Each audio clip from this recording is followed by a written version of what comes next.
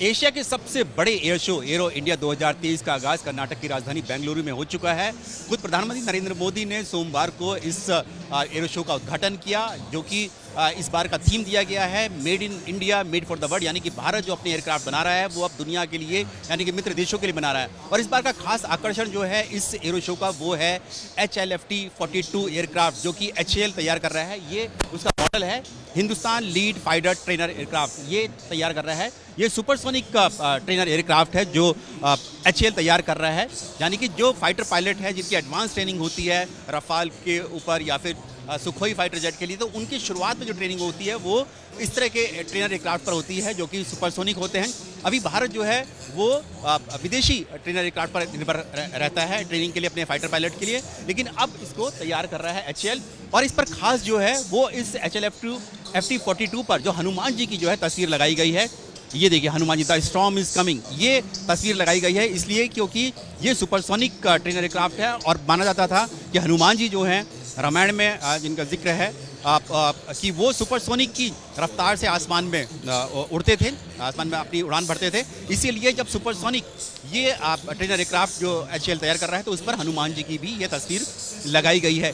ये भी बता दें कि 1960 के दशक में जब HAL ने अपना पहला फाइटर एयरक्राफ्ट बनाया था उसका नाम भी मारुत दिया था, क्योंकि हनुमान जी का नाम भी मारुत है, मारुति नंदन उनको नाम दिया जाता है।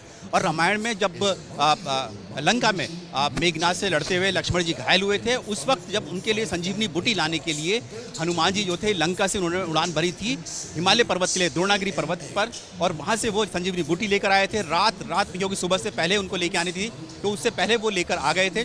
और लाने के बाद उन्होंने, तो ये माना जाता है कि रात भर में उन्होंने करीब 2500 किलोमीटर का डिस्टेंस है लंका से और द्रोणागिरी पर्वत का जोशीमठ के करीब जो है उत्तराखंड में हिमालयाज में, तो 5000 किलोमीटर का डिस्टेंस उन्होंने जो है एक रात में तय किया था। इसलिए माना जाता है कि वो सुपरसोनिक रफ्तार से उड़ते थे। और इसीलिए जब HAL ने अपना ये HLFT-42 ट्रेनर एयरक्राफ्ट बनाने की तैयारी शुरू करी है तो उस पर हनुमान जी की भी तस्वीर लगाई है।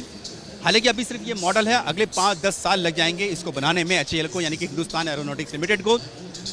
जो भारत के भी फाइटर पायलट्स हैं उनकी जो ट्रेनिंग होती है जो एकेडमी में यानी गुरुकुल में होती है वो हॉक-आई में होती है, IJT या फिर जो एडवांस जेट ट्रेनर है AJT उस पर होती है, जो कि विदेशी एयरक्राफ्ट हैं, ट्रेनर एयरक्राफ्ट हैं। लेकिन जब ये बनकर तैयार हो जाएगा तो इस पर होगी। HAL हालांकि जो LCA तेजस है जो हमारा स्वदेशी लाइट कॉम्बैट एयरक्राफ्ट है उसके भी ट्रेनर एयरक्राफ्ट बनाती है, लेकिन वो सिंगल इंजन है और ये जो है डबल इंजन होगा, ये सुपरसोनिक एयरक्राफ्ट। कैमरामैन वेद पांडे के साथ नीरज राजपूत, ABP न्यूज़ बेंगलुरु।